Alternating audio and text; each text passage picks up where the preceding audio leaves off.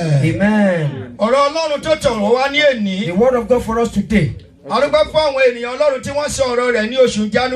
thank God for the men of God that spoke the word of God in the month of January. We're talking about vain worship. Because the hearts of many people are far from God. What made the hearts of many to be far from God?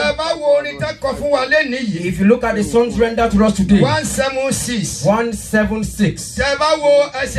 If you look at the second and the third stanza, hymn 176. In 176 stanzas 2 and 3 to be read, please. Táwọn akọrin ò ní síbẹ̀ yẹn ni. Ìgbà ìkẹyìn náà ti dé. Ìgbà ìkẹyìn láwa yìí. Kristi Jésù yóò padà wá. Jésù ń padà bọ̀. Láti wá ṣe ìdájọ́ ayé. Láti wá ṣe ìdájọ́ ayé yìí. Ikú rẹ̀ lórí àgbélébùú. Ikú rẹ̀ lórí àgbélébùú. Ẹ̀jẹ̀ àti omi tó ń ṣàn. Ẹ̀jẹ̀ àti omi tó ń ṣàn. Kúrò nínú ìhà mímọ́ rẹ̀. Kàwé síwájú. Kò bá lọ dán sórí asán. Ẹ pọ̀ sí bẹ́ẹ̀ náà. Ikú rẹ̀ lórí igi àgbélébùú. His death on the cross. Ẹ̀jẹ̀ rẹ̀ àti omi tó ṣàn lára rẹ̀. His blood and water that flowed. Kò gbọ́dọ̀ lọ lórí asán. Must not go in vain. Ìdí tí òfin ní lọ lórí asán ni wípé. The reason why do not go in vain. A ti fi hàn ìwọ ọmọ ènìyàn. You have been made to know, you son of man. Ohun tó dára. What is right. So a ti ṣe é. To do it kò yẹ kó nira. should not be difficult. Bí o ṣe gbé àti fi ara wa fún ti ayé yìí. If not that we have submitted to things of the world. Ju ohun tí ṣe ti Ọlọ́run lọ. More than things of God. Kò wá jẹ́ ká lè dúró pẹ̀lú Ọlọ́run mọ́. It has not allowed us to tarry anymore with God. Ìbára ayé yìí. Because friendship with the world. Ìṣọ̀tá Ọlọ́run gidi ni. Is enmity with God. O lè sin Ọlọ́run pẹ̀lú Mámónì. You cannot worship God and Mammon. So o lè jẹ́ kí ikú rẹ̀ kó lọ lórí asán. So his death should not go in vain regarding your life. Jẹ́ kí ikú rẹ̀ kó lọ lórí asán. If you allow his death to go in vain, wàhálà gidi ni o. It is a big problem. Ó yá fọwọ́ díẹ̀ síwájú kí ló wá sọ. Gbogbo ojú yóò sì tún rí. Pẹ̀lú àwọn áńgẹ́lì mímọ́ rẹ̀. Ẹ má kàá níṣó. Ẹlẹ́ṣẹ̀ ronúpìwàdà. Kí ẹlẹ́ṣẹ̀ ibi tí mo lọ nìyẹn ẹ kà délẹ̀ fún mi. Kí ẹlẹ́ṣẹ̀ kó ronúpìwàdà sọ̀rọ̀. Ọjọ́ ìwádìí ńlá náà. Àwọn áńgẹ́lì yóò pè. Kí ẹlẹ́ṣẹ̀ kó ronúpìwàdà. For the sinners to repent. Packages ò sí lọ́dọ̀ Ọlọ́run. There is no way you can package God. Ẹ̀ṣẹ̀ lẹ̀ṣẹ̀ ń jẹ́. Sin is sin. Kò sí packages lọ́dọ̀ Ọlọ́run. You cannot package sin. O lè package yẹ. You cannot package it. S-I-N. S-I-N. Ẹ̀ṣẹ̀ ni. Is sin. Kò lórúkọ méjì. It doesn't have two names. Mistake ni. You say it is a mistake. Lágbájá ló tì mí ṣe. It was someone that pushed me to do it. It is done. Ó ti parí.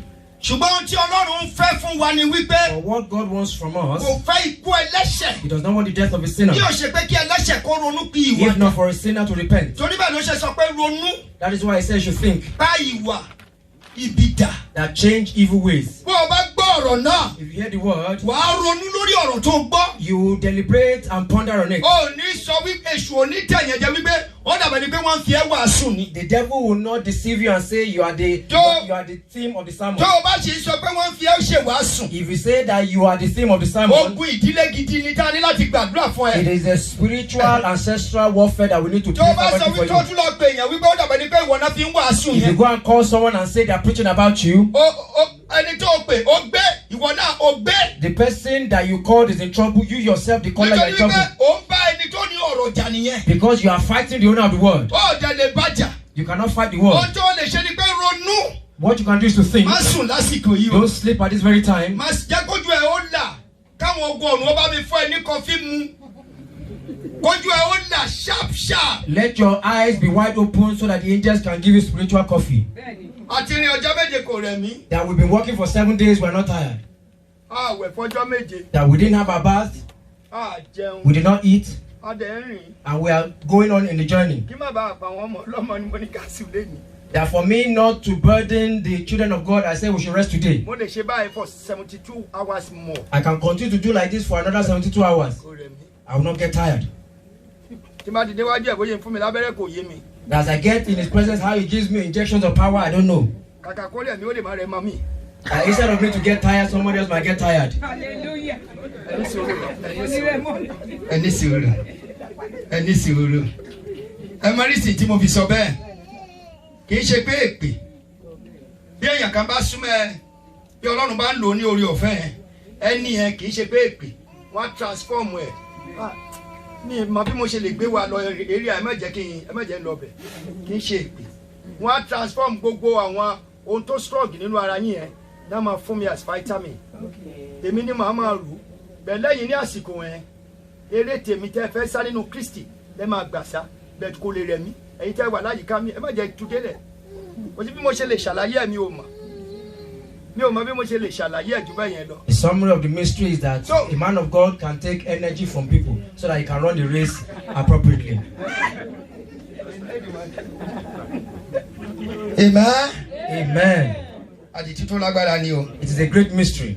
Àbá àwọn bàbá wa ní Olúwa rìn dáadáa. That we work with several of our great fathers in the Lord. Tá a bá ń sọ pé dáàdi òun rẹ̀ wá. We will say that daddy we are getting tired. Agbọ́wọlé wa lórí wa. He will put his hand on our head. Ọjọ́ kan mo á ní ẹ̀ṣá ń gbọ́wọlé mi lórí iṣẹ́. I said, Daddy, you keep on putting your hand on my head. Ọlámídé. He will say, Olamide. Wàá máa béèrè béèrè ṣá. You will continue to ask questions. Màá wá sọ fún ẹ. I will tell you. Kò lè rẹ̀ mí. I cannot be tired. Ṣùgbọ́n gbogbo okun tó wà níbẹ̀ yẹn. But every energy that is there, nínú orí ọ̀fẹ́ Kristi. in the grace that is in Mo Christ, ní láti sáré. I need to run the race. Ẹ̀yin lẹ máa gba eré yẹn pẹ̀lú mi. You are the one that will take the race with Bá ní me. àsìkò ẹ̀ mo nídìí okun ẹ̀. But at that time, I need that strength. Okun ti yá wá máa ṣẹ́. That your own warfare will continue to end. Ẹ̀yin jẹ́ aláìní agbára ní ìgbà kan. Because you are powerless at some particular time. Kristi ẹ̀yin di alágbára. But in Christ, you are empowered. Orí ọ̀fẹ́ yẹn wá máa ṣiṣẹ́ àánú fún. That grace will now be working mercy. Láti ìgbà yẹn báyìí. Since that time, Mo rọ̀ mọ́ ni. I continue to cling on that mystery. Ẹ̀wù ńlá ti Jésù. Upon the great robe of Christ Jesus. Ẹ̀jẹ̀ wá padà sí ọ̀rọ̀ Ọlọ́run Let tá a us now sọ. come back into the word of So God. And we ẹ̀ṣẹ̀ ní say, ẹ̀ṣẹ̀ ń jẹ́. sin is sin. Ẹ jẹ́ ká ronú pé ìwàdà. Let us repent. Ẹ jẹ́ ká jáwọ́ nínú iṣẹ́ ibi. Let us desist from evil works. Ọ̀pọ̀ ènìyàn ń fi ẹnu wọn bú ọlá fún Ọlọ́run. Many people honor God with their mouth, Ṣùgbọ́n ọkàn wọn jìnnà sí Ọlọ́run. but their hearts are far from God. Ọ̀nà wo ni ọkàn wọn ṣe jìnnà sí Ọlọ́run? In what ways are their hearts far from Èyí God? ni wípé tí wọ́n bá ti fi ọkàn wọn sílẹ̀ fún èṣù. That once they submit their hearts to the devil, Pé kó lè gba ìjọba. for him to take dominion, Iṣẹ́ ti ara wa wọlé. that the works of flesh will now start Bí to iṣẹ́ ti manifest. ara bá dẹ̀ ti wọlé. And when they start to manifest, Ilé ìjókòó àbùṣebùṣe. that what is left is already Ibẹ̀ sorted. ni ìwé Róòmù ti sọ fún wa. That is why the book of Rome told us. Ẹ bá mi ṣí ní kíákíá. Ìwé Róòmù orí kẹjọ ẹsẹ̀ ìkarùn-ún ẹ kà á fún mi ní kíákíá. Nítorí àwọn tí ó wà nípa ti ara. Nítorí àwọn tí ẹnìkan bá ti rí kọ́ bá wa gbà lẹ́nu ẹ̀. Nítorí àwọn tí ó wà nípa ti ara. Àǹtí Àbíkẹ́, God bless you. Ẹ jẹ́ ká fún àwọn ọmọ mi lẹ́yìn, God bless you, God bless you ma. Ó ti hallelujah ní ìṣòro. There was one day oníṣòwò ṣe ẹ̀ ni. Adélébà mo níjọ fún mi níyàn kó jẹ́ǹjẹ́. There was a day that my wife was asking me, did I offend you? I told her, rather give me pounded yam to eat. Torí tí a bá ti lọ sí ìbábà òun ló máa ń tẹ̀lé mi ní àwọn àsìkò kan. There was a time she always followed me for So revivals. kí n tó pe Bible òun máa ń kà á. When I give a scripture for reference, she will stand up to read it. Ó máa ṣí ó máa kà á fún mi She will kíákíá. open and read it. Ṣùgbọ́n ní ìsinsìnyí, But nowadays, mo máa sọ fún mi pé ẹ fún àwọn ènìyàn láàyè. I will be saying that we should give other people the privilege to read. Let them read it. Kí wọ́n bá lè kà á. Ó wá ní pé mò ń pa iná ẹ̀mí mọ́ lára ọmọbìnrin. She said, I am killing the energy and fire of God now. Mo yà sọ pé má fẹjọ́ mi sọ lọ́wọ́ mi pa iná ẹ̀mí mọ́ lára. I told her not to report me to So God. ẹ I'm má not killing bínú the ẹ jẹ́ fire now. ká kà á.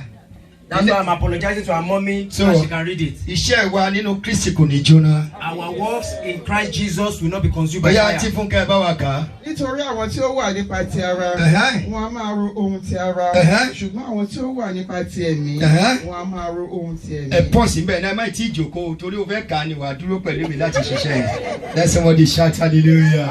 Hallelujah. Sit down a minute. Amen. Amen. Bíbélì sọ pé àwọn ti ara máa ro nípa ti ara. The scripture says that those that are in the flesh will think of carnal things. Àwọn ti ẹ̀mí á máa ro nípa ti ẹ̀mí. And those that are in the spirit will think of spiritual things. Kí ni iṣẹ́ ti ara? What are the works of the flesh? Gbogbo wa láti kà á nínú ìwé Gàlátíà orí We karùn-ún. have already read them in the book of Galatians chapter 5 Ẹsẹ̀ ìkọkàndínlógún. from verse 19. Pé iṣẹ́ ti ara ó fi ara hàn. That the works of Kò flesh sí will àsìkò. manifest. Tẹ́ ẹ bá délé ẹ jẹ́ ká lọ kà á. If we get home, let us go and read them. Iṣẹ́ ti ẹ̀mí náà wá tún wá fara hàn. That the works of the flesh also Bí manifest. èèyàn bá ti fi ara rẹ̀ sílẹ̀ fún iṣẹ́ ti ara If jù, you have submitted yourself too much for the works of the kò lè flesh, wu Ọlọ́run. you cannot please Kò God. dẹ̀ sí bó ṣe lè ṣàlàyé ẹ̀ fún àwọn ènìyàn. And there's no how you can explain to people. Wọ́n sọ pé principle ni. You will say it is a principle. There's some certain area that principle can work and it cannot work. Ó ní àwọn ibì kan tó jẹ́ pé àwọn ìpinnu ti ara wa ó lè ṣiṣẹ́ kò dẹ̀ lè ṣiṣẹ́. Ẹ jẹ́ ká padà sí ọ̀dọ̀ Ọlọ́run. Let us come back to God. Let us fear his greatness. The works of the flesh, I did not write it in a book. He knew that at a particular time the works of flesh will manifest.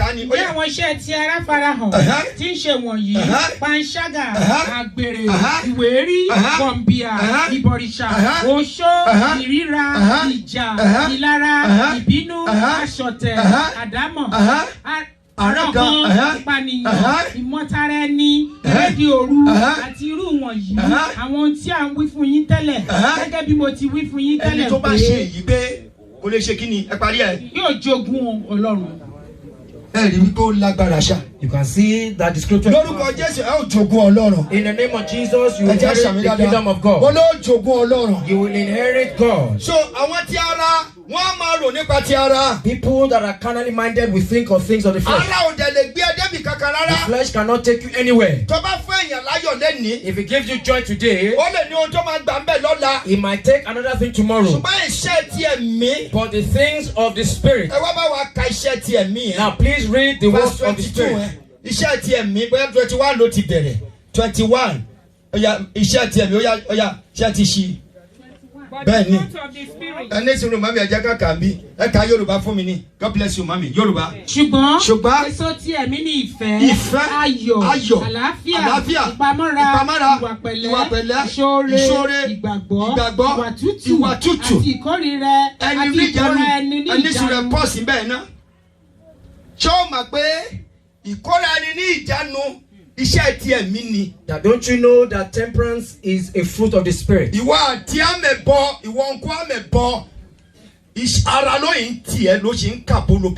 All the busybodies, both our uncles and our aunties, you are still reporting like a news reporter. Because God bless you. Your grammatical function is excellent. Suppose you have the understanding of the word of Lord, you will never act like that.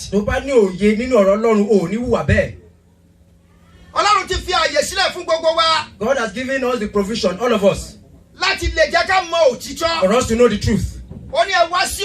He said, come unto me, all ye that labor and are heavily laden, that my burden is light and my yoke is easy, and I will give your soul rest. He said, take upon yourself my yoke. What is the yoke of God? The yoke of God is not very simple. Salvation is free. Some people say that salvation is free. But you will pay a price. O ní láti san àwọn nǹkan. But the price you have to pay. Ohun tó máa san ni wípé. There are so many things you will sacrifice for it. Ohun àwọn ọ̀pọ̀lọpọ̀ nǹkan ló máa láti fi sílẹ̀. Uncle Johnson tó fún ẹ ní £20,000 láì ṣe pé o gbẹ́dùn tó sọ yẹn wà á fi sílẹ̀. That the Uncle Johnson that's always giving you £20,000, you have to leave all those benefits. Ẹ jẹ́ ká farabalẹ̀ ẹ jẹ́ ká farabalẹ̀. Please hallelujah. Let us be attentive. Nítorí wípé tí wọ́n bá wàásù òtítọ́ fún ẹ. If they preach to you the truth, wàá rí wípé o ní ìdí Bọ̀dá Johnson. You will realize that you don't need the help of Brother Johnson anymore. O kúrò lọ́dọ̀ Bọ̀dá Johnson. You left Brother Johnson. O lọ sọ́dọ̀ Bọ̀dá Borípé. You went to Brother Borípé. O tún fún ọ ní another £20,000. He gave you another £20,000. Èṣù á máa wọ̀n fún ẹ. The devil will start to measure it. Alówó dé. He said money has come. O tún lọ kúrò lọ́dọ̀ Bọ̀dá Borípé. You leave Brother Borípé. O kúrò lọ́dọ̀ bẹ̀ o tún lọ sọ́dọ̀ Bọ̀dá Seiko. You go to Brother Seiko. Bọ̀dá Seiko ṣáà ní £50,000. Brother Seiko give you £50,000. O délé onímọ̀ ní. You got home, you said money. Money. You said money. Ẹkún nìgbẹ̀yìn ẹ̀ tí o bá ṣọ́ra. It is tears that is the end if you are not careful. So kò sí ìwàásù tá a lè wà fún ẹ. There is no preaching that will render unto you. Èṣù àkàtọ̀ èèyàn wá wípé. The devil will come to you. That money has come. Don't answer him.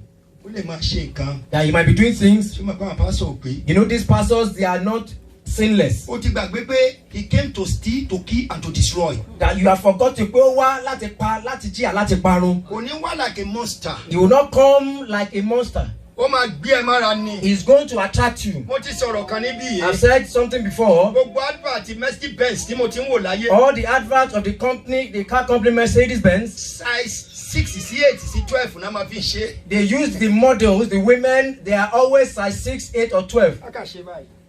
They will just roll and turn their back side. A tún ṣe báyìí. They will turn again and turn their front side. Ẹni a kà mú bẹ́ǹsì yẹn báyìí. And the person will maneuver the bend. Because if they don't brainwash you and catch you like that,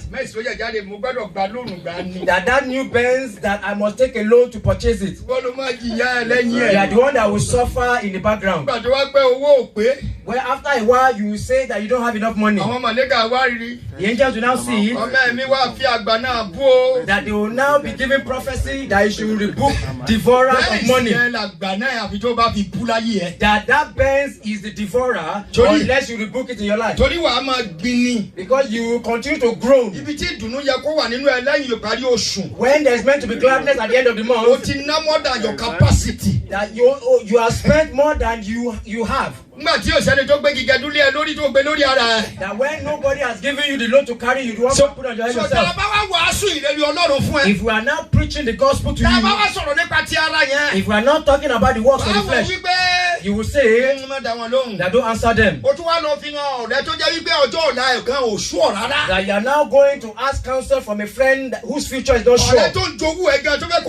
That the enemy that is envying you, that wants you to fall. That the person has packaged himself and is fighting you from the inside. Can't you hear what the shepherd said today? I don't want to disrespect this man, but the person pissed me off.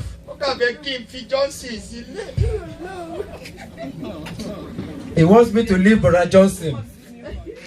Let somebody shout hallelujah. Hallelujah. I am tired of this man. The devil will not minister to her that go to do church anymore. You know that he's very harsh.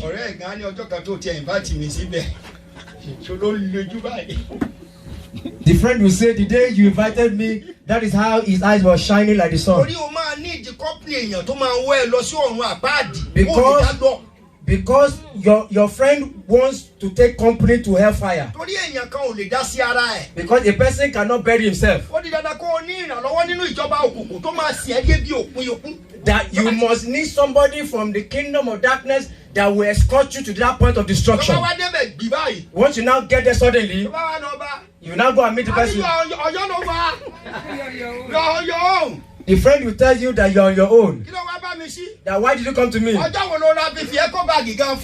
when have you ever bought me a bag? They will carry the bag. I love you so much. Hallelujah.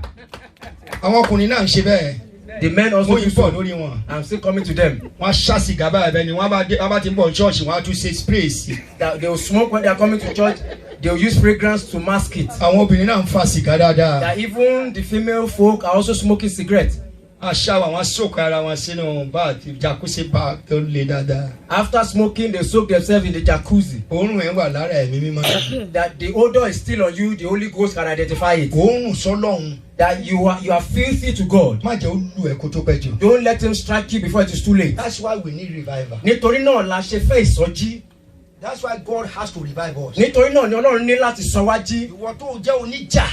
that you are a fighter. You are not ashamed. Since you came to this country, they know you as a fighter. That you even say that if your father should rise from heaven, the person must be a bastard. That even if he asks me or begs me, I will not answer him. My father, Pastor Solomon, Ayodeji, Akinshulire. Before he calls me, I have already started to urinate where I am. You are now bringing reproach on your father that if he begs you from heaven, you will not answer. That who now wants to beg you and you hear? If you don't honor people on earth, how can you honor people from That's heaven? why you now need a revival. That is why God has said that sin has killed a lot of things in our life. The wicked world has killed a lot of things in our life. God wants to redeem us. And what are the requirements of that revival? That's what I want to talk about now. First lesson. I have finished the first lesson. Second lesson. I have finished the second lesson. Let somebody shout hallelujah. Hallelujah. That one is too small. Let somebody shout hallelujah. hallelujah. Somebody shout hallelujah. Ẹ jẹ́ kẹ́nìkan pariwo hallelujah. Now, lórí ọ̀rọ̀ tí a fẹ́ sọ ní ṣókìsì ká lè gbàdúrà. Regarding the words that we want to say briefly and we go to prayer. You need a revival. O nílò ìsọjí. We need a revival. Mo nílò ìsọjí. This country need a revival. Orílẹ̀-èdè yìí nílò ìsọjí. Body of Christ also need a revival. Ara Kristi nílò ìsọjí. Our children of nowadays they need a revival. Àwọn ọmọ wa ìsinsìnyí wọ́n nílò ìsọjí. Because tá a bá tètè gbé ìgbésẹ̀ rẹ̀. Because if you don't take the right steps. Tí ọjọ́ bá lọ. If time is fast spent. Ewu ń bẹ níbẹ̀. There is a lot of danger. Ewu ń bẹ níbẹ̀ o. There is a lot of danger. Ìwé Kólósè. The book of Colossians. Ó bá wa sọ̀rọ̀ kan. It says a lot of things. Tí mo dẹ̀ fẹ́ kí gbogbo wa. That I want a lot of us. Kí a kíyèsí ara. We should take note of it. Nítorí wípé. Because. Ọlọ́run tó ga ju ayé lọ. God that is greater than the world. Ó bọ̀ wá ṣèdájọ́ ayé. Is coming for judgment. Ọ̀rọ̀ Ọlọ́run lóríṣiríṣi. The word of God in various ways. Ọkàn tó ń pe àkíyèsí wa. A lot of them are calling our attention. Tó sì fẹ́ kí èmi àti rẹ̀ ká ronú pọ̀dà. That wants you and I to repent. Ìwé Éfésù ń bá wa sọ̀rọ̀. The book of Ephesians is talking to us. Ìwé Tímótì ń bá wa sọ̀rọ̀. The book of Timothy is talking to us. Ìwé Kọ́ríńtì ń bá wa sọ̀rọ̀. The book of Corinthians is talking to us. Ìwé Sáàmù ń bá wa sọ̀rọ̀. The book of Psalms is talking to Ẹ us. jẹ́ ká fi ara wa sílẹ̀. Let us submit ourselves. Wọ́n bá mi lọ sí ìwé Éfésù ní ìsinsìnyí. The book of Ephesians. Orí kejì. Chapter 2. Ẹsẹ̀ kìíní sí ìkejì péré. 1 and 2 only. God bless you. Ẹ bá mi fún wa ní microphone. God bless you. God bless you. Amen. Amen. Okay. Amen. Let somebody shout hallelujah. Ẹ̀yin ni a sì ti sọ di ààyè. Ẹ̀yin ni a ti sọ di ààyè. Nígbà tí ẹ̀yin ti kú. Nígbà tí ẹ̀yin ti kú. Nítorí ìrékọjá àti ẹ̀ṣẹ̀ yín. Ẹ wá gbọ́ o. Wọ́n ti sọ wá di ààyè. We have been made alive, quickened. Ta ló sọ wá di ààyè? Who made us alive? Jésù Kristi ọmọ Ọlọ́run ọ̀gá ògo ló sọ wá di ààyè. Jesus Christ, the Son of the Most High God, has made us alive. Torí wa ló ṣe wá sí ayé yìí. Because of us, He came to this world. Bíbélì sọ pé ìfibú ni ẹni tá a fi kọ́ sí orí igi àgbélébùú. The scripture says, "Cursed be he that is hung on a tree." Mo máa ń sọ fún àwọn ọmọ mi kọ̀ọ̀kan tí mo bá pàdé. I tell my children that I encounter every now and then. Tẹ́lẹ̀ fẹ́ pákéjì ara wọn kán gbéra wọn lọ sí ìgbèkùn níbi tí èṣù ti máa bì wọ́n ṣubú. If they want to package themselves and take them to the Ẹ wo devil, bí dáadáa, where the devil will bring them down. Ó sọ pé there is no condemnation in our Lord Jesus Christ. Wọ́n sọ wípé kò sí ìdálẹ́bi fún ẹni tó bá wà nínú Kristi Jésù. Adé ń bí Ọlọ́run nínú. And we are upsetting God. Mo jọ fi ń justify ara wọn nìyẹn. That is what they use to justify themselves. Wọ́n á ti cram John 3:16. That they will cram John 3:16. Wọ́n cram wẹ̀ 6:33 mi ẹ̀ ti wọ́n sọ gbogbo ẹ̀ wẹ̀. They will quote all the familiar scriptures. Ohun tó mú wọ́n á tún sọ ti Timothy gan wípé. They will even talk about Timothy. Wọ́n á sọ ti Canaan pé Jésù gan yí ọtí ó yí omi padà sọ́dọ̀ tí wáìnì. They even want to justify their alcoholism. They say that Jesus Christ turned water to wine. Kò ní wípé kí n máa mú para. They said that I should not just get drunk. Ó dẹ̀ sọ pé ìbára ayé yìí. And he also says somewhere else that friendship with the world. Nígbà tí wọ́n tiẹ̀ mú. That when they even drank it. Ṣé wọ́n bẹ̀rẹ̀ sí ta gbọ̀ngbọ̀n? Did they drink it to stupor? Even Gaviscon gan tó o bá mú jù á pa ẹ́ jù. Even Gaviscon, if you drink too much of it, can bring you to stupor. Lóríṣiríṣi àwọn nǹkan kan bẹ́ẹ̀ wọ̀n. A lot of things like that. Kì í ṣe wípé bóyá à ń condemn. It is not that we are condemning you. Nígbà tí àfiṣe ò ṣe mí. That when I am not under a spell. Kí wọ́n lọ ra Rothmans. If I go and buy Rothmans. Lẹ́yìn Rothmans yẹn. After Rothmans. Wọ́n ní tobacco. Kills. And it's dangerous. To your health. Ṣáàdì pé àfiṣe ni tí n bá lọ rà. You say that I am under a spell if I go and buy a cigarette after I say that tobacco kills and it is dangerous to the health. Does it make sense? Ṣó ní ọgbọ́n lórí? Kí n tún lọ rà. I will go and buy it again. Kí n rí akọ́wọ́ ẹ̀ kó wọ 70. I will say the alcohol, it is 70% concentration. Bladder mi wá bẹ̀rẹ̀ sí lọ. My bladder now starts to malfunction. Mo dágbére fara rẹ̀ lónìí, ìkú ló kàn fún ọ lónìí. That the spirit will now change a good song to a bad song. That the bladder, I am leaving your body tonight. It is death that is next. Ó lọ sí kidney ẹ̀. You go to your kidney. A bẹ̀rẹ̀ sí ṣomi. It will start to water. Omi gan ni mò ń bínú sí. The water will say I'm even upset with the person. Mi ní ṣiṣẹ́ pẹ̀lú ẹ̀. I'm not going to work with him anymore. Nítorí wípé a ti kìlọ̀ fún. Because he has been warned. Ó dé àsìkò kan It will báyìí. get to a time. Ó ní ẹ fi wọ́n sílẹ̀ fún ìríra wọn. He said, leave them to their filth. Ẹ rí wípé wàhálà wà. You can see that there's fire on the Ó yá mountain. àǹtí Àbíkẹ́ kà síwájú mà. Nínú èyí tí ẹ̀yin ti ń rìn rí gẹ́gẹ́ bí ipa ti ayé yìí gẹ́gẹ́ bí aláṣẹ agbára ojú ọ̀run ẹ̀mí tí ń ṣiṣẹ́ nísinsìnyí nínú àwọn ọmọ aláìgbọràn. Ó ti tó.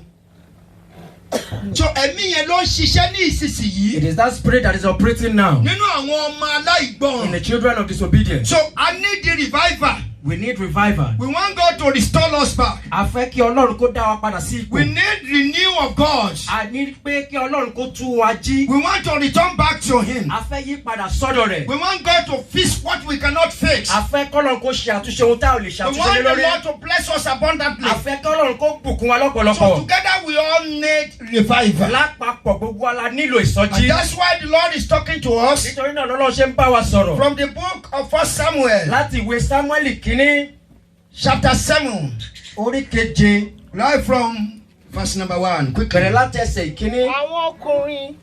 Àwọn ọkùnrin Kiriatiamu wá wọ́n gbé àpótí Olúwa náà. Hallelujah. Hallelujah. Ẹ jọ̀ọ́ torí tẹ́ ẹ bá bẹ̀rẹ̀ sí ká láti ẹsẹ̀ ìkẹta ìkẹrin ìkarùn ìkẹfà. If you start to read it from the second, the third, the fourth, the fifth verse. Òun ló fa ọ̀rọ̀ lórí ẹsẹ̀ ìkeje yẹn. It is what leads us to the seventh verse. Kí ló fà á ni wípé ìgbé ayé Ófínì àti Fíníásì níwájú Ọlọ́run ó burú jáì. What are we talking about? The attitude of two men called Hophni and Phinehas. Wọ́n bẹ̀rẹ̀ sí ṣe ohun tó wù wọ́n. They did what pleased them. Ọmọ àlùfáà ni wọ́n. They were children of priests. Wọ́n máa jí owó nínú pẹpẹ. They will steal money from the altar. Nínú ilé Ọlọ́run gan lábẹ́ pẹpẹ náà máa ń kí obìnrin mọ́lẹ̀. That in the household of God, very close to the altar, they have intercourse with women. Wọ́n bẹ̀rẹ̀ sí mú ohun tí Ọlọ́run fi ń bínú wọn mú wọnú pẹpẹ. They bring what upsets and grieves God into the household of God. Ọlọ́run dẹ̀ bẹ̀rẹ̀ sí kìlọ̀ fún wọn. God started to warn them. Ó wá tọ̀ Élì lọ. He went to Eli. Ó dẹ̀ bá wọn wí. Why don't you rebuke them? Ọ̀rọ̀ ẹ nígbà míì, ọ̀rọ̀ mi nígbà míì kó o tó sọ, ẹ̀dí tiẹ̀ jáde kó o tó sọ. There are many words before you say it. Ponder on it and edit what is inappropriate. Bọ́dàdà mo fẹ́ kó ẹ̀dí tiẹ̀ dáadáa. I want you to edit it appropriately. Ohun tí Élì wá sọ ni wípé. What Eli came to tell them. Ṣé èyí tó tọ́ lójú ẹ? That do what is right. He was telling God. Ọlọ́run ní pé ṣé bó ṣe fẹ́ ṣe nìyẹn. God now answered him that is that how you want me to Eléyìí act? tó tọ́ ní ojú mi ni pé mo máa pa wọ́n ni. What is right in my eyes is that I will kill them. Ọjọ́ tá jáde lọ báyìí. The day they went out Pẹ̀lú àpótí ẹ̀rí Ọlọ́run. with the ark of testimony of God. Once they slip off in the pool of their own blood. Nínú àgbàrá ẹ̀jẹ̀ wọn ni wọ́n sùn sí. Wọ́n ní lọ ṣe ohun tó wù ẹ́. He told God, go and do what pleases you. Ẹlòmíì gan tó bá yájú sáwọn tó jù lọ báyìí. A ní lọ ṣe ohun tó wù ẹ́.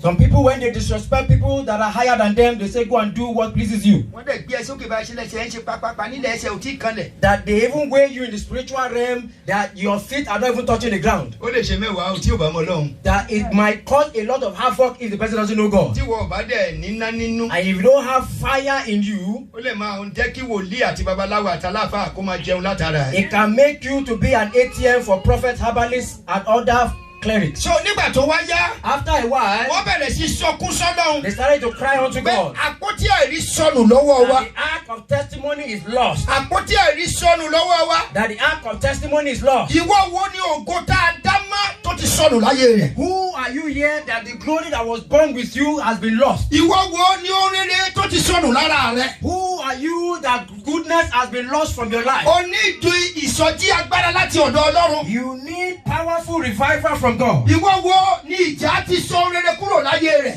Who has lost many things by fighting? O nílò ìmúpadà Ọlọ́run. You need the restoration of Ó God. dẹ̀ mọ̀ pé o nílò ìmúpadà Ọlọ́run. And you don't know that you need the restoration of Ó God. mọ̀ bẹ́ẹ̀. You don't know that. O nílò rẹ̀. You need it. O ní láti fa ọkàn rẹ ya kì í ṣe aṣọ rẹ. You need to rend your heart, not your O garment. ní láti bẹ̀rù rẹ̀ pé ìbáwí ìwẹ̀ ó máa ń dani láàmú. You need to understand that his correction can trouble you. So wọ́n wá rí wípé wọ́n dẹni yẹpẹrẹ. They now saw that they became useless. Wọ́n á dẹni ọmọ ológo mọ́. They were not glorious children anymore. Gbogbo ìgbà tí Ísírẹ́lì bá jáde. Whenever Israel goes out, Ẹni ẹ̀sìn ni wọ́n. they became a laughing stock. Celestial. Celestial Church, Lọ dá ògo padà. may God restore that glory. O rẹ́ǹtì ilé. You rented an apartment, CAC tó wà ń bẹ̀. CACs that are there, Ó máa mú ẹ lọ́rẹ̀ẹ́. they will take you as friends. Àfáà tó wà ń bẹ̀. That the Muslims that are there, Á bá bẹ̀rù ẹ, á tó mú ẹ lọ́rẹ̀ẹ́. they will fear you and they will take you as friends. Olú wọn mọ̀ pé tó o bá kọ́kọ́ fìtùràrí yẹn. Because they know when you blow your incense, Tí àgbà mẹ́ta wá ya ilé yẹn sí mímọ́. and 3 elders come to dedicate or sanctify the house. Pé ó ní mẹ́kẹ̀ẹ́dẹ́ méje. And they call Holy Michael 7 Wọ́n times. ní gbogbo agbára tó wà nínú ilé. Now they say every power residing in this Ó house, mọ̀ pé àfọ̀ṣẹ tó ń ta láàárọ̀ ẹ̀ tí ẹ bá. they know that the enchantment they use in the morning has come to an end. Àwọn ẹ̀gbádìí tí wọ́n máa ń lò ẹ̀. That all the bands that they used to disappear, when they want to jump up, they realize that it's not working anymore. My two and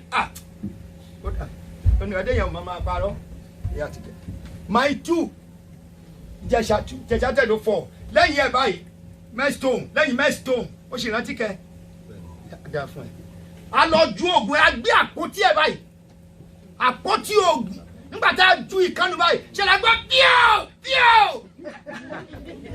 Our daddy is talking about the days of Celestial Church of Christ when herbalists come to surrender their charm. Even when we throw some away, the charms are speaking like as if they have voices. Ọjọ́ tí wọ́n ní wípé kí n lọ kọ́ òòṣà wá ní Ìjẹ̀bú Òde. That the day that I was instructed to go and take an idol, a graven image from Ìjẹ̀bú Òde.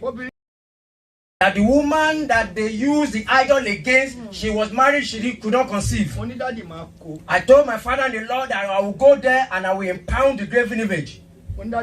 I told my daddy that I will take it. Then our lives were not so precious and dear to us.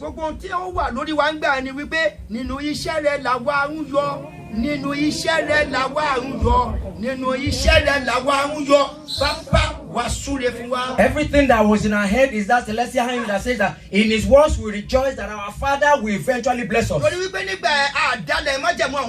Because then we did not betray the covenant and the calling of the shepherd. It is not what is in the world nowadays that there is no fear anymore. That is why I look at my father, Daddy Akinbobo, like this something a couple of days.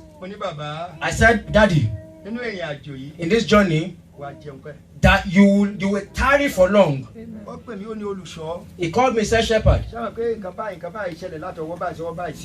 you know that these things happen to me? And I told God. And I told God that continue. I stood before the altar. Next week Sunday, one Bob, Pastor said the HOD that is down rolling lori as the deputy shepherd of this church. That let us know and let me announce that next week that the pastor is sending the HOD to come and ordain him as the deputy shepherd and anoint him.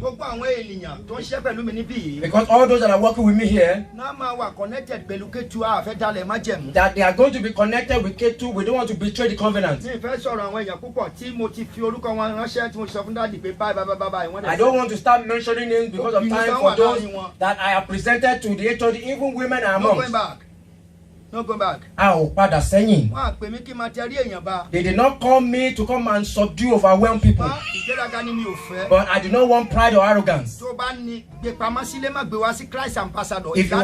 If you have it, keep it temporarily at home, don't bring it to the church. When I got to Ìjẹ̀bú Òde, I put my hand on the graven image, the idol.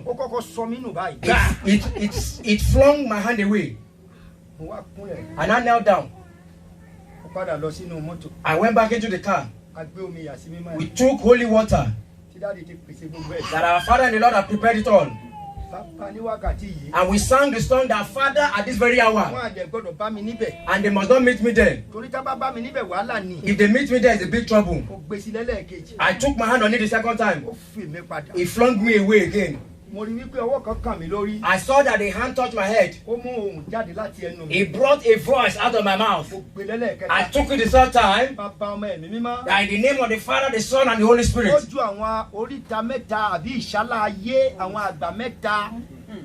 That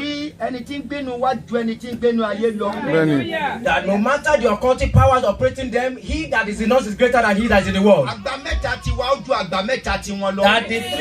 the three sum in the divinity and Trinity is greater than the three elders working in them. The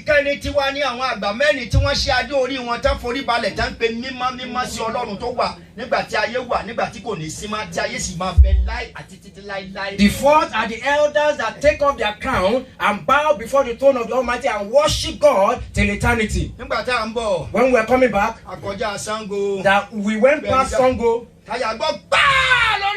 and our tires busted, and the car was shaking. And the words came to my mouth. And I was pleading to God to continue to maneuver us. We did not eat. We fasted for 7 days. Let somebody shout hallelujah. I'm even fat now. Let somebody shout hallelujah. I was very skinny then. I was like size 8. I'm still that same size 8. That time we are size 5. Maybe size 5 I was then. Declare God's glory. We got there, we prayed. We prayed. When our father-in-law would do everything, he said, let's go and break it. We broke the idol. What grieved my heart the most, that the day the woman will leave the church. My father in the Lord, almost 80 years. Now what did we do to you? Who offended you in church that you cannot forgive? He said does not want to worship in the church anymore. My father in the Lord now said here that your name is taken out from the books of this church from now on. After she left the church, because God blessed for the person. There are more than 20. The people that replaced her were more than 20. Hallelujah for Lord with your Hallelujah. Mama wo daddy in here. We just flow mo so fast. Daddy e sọ fún mi. Lord ko itasiko. Oni ma be eyan tó bá fẹ́ lọ. Do not plead or beg anyone who wants to leave the body of Christ. Oni ṣe nu e ma.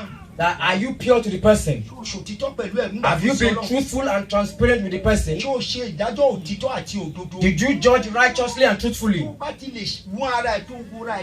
If you can analyze and examine yourself properly,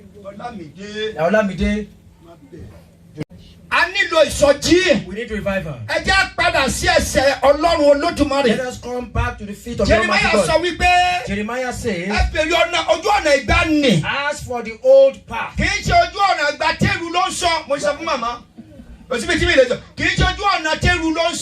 are not saying, we are not saying that we should change and go back to the archaic garments we used to use for sutana. Who used soda here? Raise up your hand. That as you are using the soda, it will continue to even feed your skin. If you don't have money to afford omo, you will have sold it for a couple of days.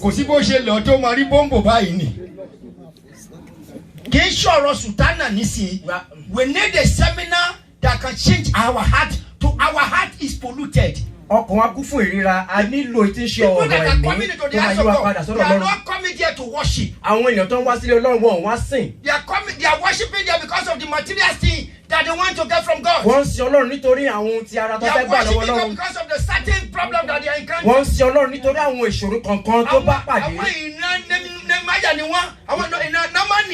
They are the generation of Naaman that they obtained healing, that they went back with excuse to worship their idols. Yes. Wọ́n gbé àpótí Olúwa lọ. Wọ́n sì mú wá sí ilé Abinadabu tí ó wà lórí òkè. Wọ́n sì ya Eleasari ọmọ rẹ̀ sí mímọ́ láti máa tọ́jú àpótí Olúwa. They did not give it to an ordinary person. Celestial now, that a church worker has started to automatically call themselves a shepherd. A church worker. You are a not a shepherd. You are a church worker, it ends there, you are not a shepherd. I told somebody, you are not a shepherd. You are a church worker. Person go to London, say he has become a shepherd. You are not a shepherd. Even daddy gan, shepherd. Even the father, that they were church workers in the vineyard. That if God now ordains you a shepherd, let it be so. That we have the Levites. We have those among the Levites that are allowed to carry the Ark of Covenant that have been separated from that work. Those were the people selected to carry the Ark of Covenant. But nowadays in Celestial Church,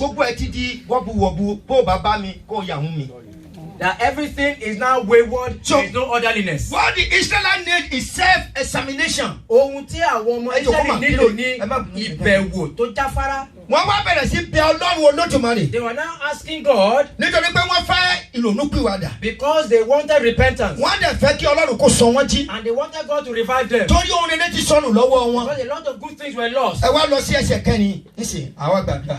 Àwọn ọmọ Ísírẹ́lì sì mú Bálímù àti Asáròtì kúrò, wọ́n sì sin Olúwa nìkan. Lẹ́yìn ìgbà tí wọ́n ṣe self-examination, wọ́n mú òrìṣà kúrò lọ́dọ̀ wọn. After they self-examined themselves, they took kí ló mú dání tó dàbí òòṣà lọ́wọ́ ẹ. What is in your hands that is like an idol? Jáwọ́ nínú rẹ̀ ní ìsinsìnyí. I repent from it now. Jáwọ́ nínú rẹ̀. Repent from it. Lẹ́yìn ìgbà tó bá níṣòro tó tún pe àáfàá Múdáìlà nílé. That when you have challenges, you now call a cleric, Muslim cleric at home. So n tó burú, àwọn náà ń sin Ọlọ́run tí wọ́n ní. You will say that there is nothing wrong in it, they worship their own God. Ọjọ́ tèmi àtọmọ wòlíì sọ̀rọ̀. That when myself and son of prophet was talking, mo ní ọmọ mo ti ka Quran. I said I have read the Quran. Mo ní mo ti kà á tán. I have finished reading it. Mo ń kà á lẹ́ẹ̀kejì. I am reading it again. Nínú Quran báyìí.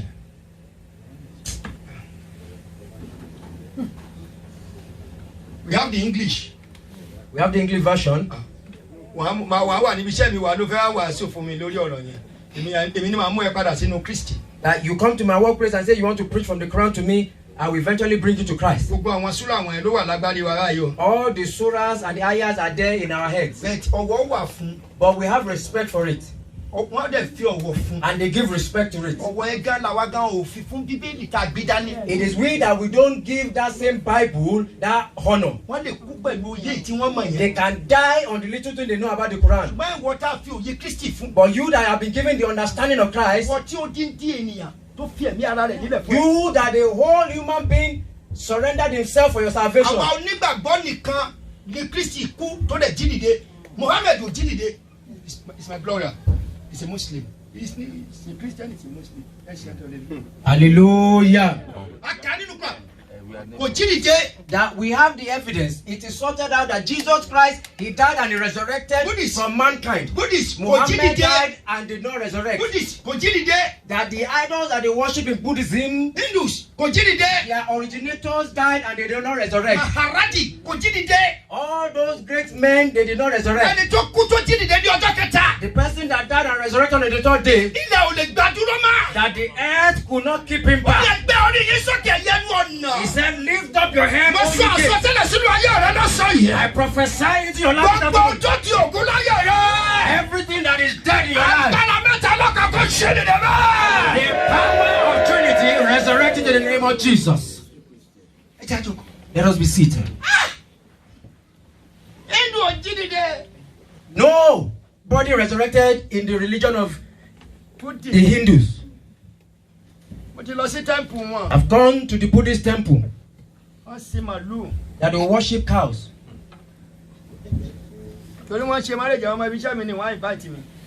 My colleagues at work invited me. I entered, my body language rejected the presence of the people. I had to go out. Once they put a cross on the entrance, you cannot enter anymore. Your phones have to be switched off. That you're using your phones as a mobile Bible, you cannot do such in the temple. That their priests will come and bundle you out. You cannot try it in their temple. George, have you opened your phone? When I pray the word, George, we don't use phone in this place. That my colleague Pradeep told me, George, that you cannot switch on your phone in this environment. What is the problem with you? I answered him in their language and asked that what is your problem? George, they may be using phone in this temple we don't use. He told me that you can use your phone, but in this temple you have no access to mobile phones. You see that man there? See the man there? With your suit, he's going to run you up, shove you out. Let somebody shout hallelujah. Hallelujah.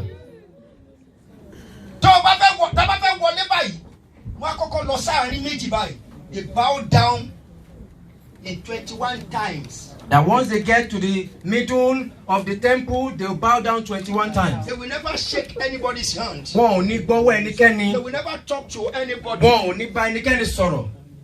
Ohun tí ò lè sọ̀rọ̀ náà sí. They are worshiping what cannot talk. Wọ́n ṣe Ọlọ́run alààyè. You are worshiping the living God. Onímájẹ̀mú Ọlọ́run òdodo. The covenant of the great God. Síbẹ̀ kò fẹ́ lójú. Still, you are not appreciative of that God. Lórí ilẹ̀ yẹn gan ni wọ́n gan yàgbẹ́ sí. That you are even defecating on that land. Nínú rẹ̀ gan ló ń fi inú méjì bá àwọn èèyàn lò nínú That ṣọ́ọ̀ṣì. in that same land you are using doubtful mind, dubious mind to worship the people. Ẹjọ́ ẹjẹ́ ká fọkàn síbi má jẹ́ kọ́mọ mi ó máa gbọ́ ọ̀rọ̀ sí o tó ló ń gbọ́ ọ̀rọ̀. God bless you. Amen. Amen. Nínú rẹ̀ ni àwọn ènìyàn sì ń wá sínú ilé Ọlọ́run pẹ̀lú ọkàn méjì. That people come to the household of God with a dubious mind. Ọkàn wa ò ṣe déédéé pẹ̀lú Ọlọ́run. That our hearts are not in conformity with God. Ẹni tí wọ́n jòkó pẹ̀lú ẹ̀ bóyá wọn kì í kí lọ́wọ́ ìjọ mi. The person that you are seated with, maybe they don't greet the person in another church. Wọ́n bá kí èèyàn lórí òkè ogbé o. If you don't greet somebody upon this mountain, you are in trouble. Lọ́jọ́ gbogbo wa lè wà perfect. You can't say that all of us we cannot be sinless. Kò sọ pé ká má bínú síra wa. Does not mean that we should not be upset with each other. Nínú má ṣe ṣẹ̀. The Bible says that be angry but do not sin. After today, tó bá dojú ẹnikẹ́ni tó bá dojú kọ ọmọ ìjọ yìí. Anybody that confront or fight a church member, I don't know where you were friends. Tó bá try yẹ. If you try it again, that you are in hot soup. Wọ́n wá nílò ìdápadà sí ọ̀dọ̀ Ọlọ́run. They now need that restoration to God. Stand on your feet.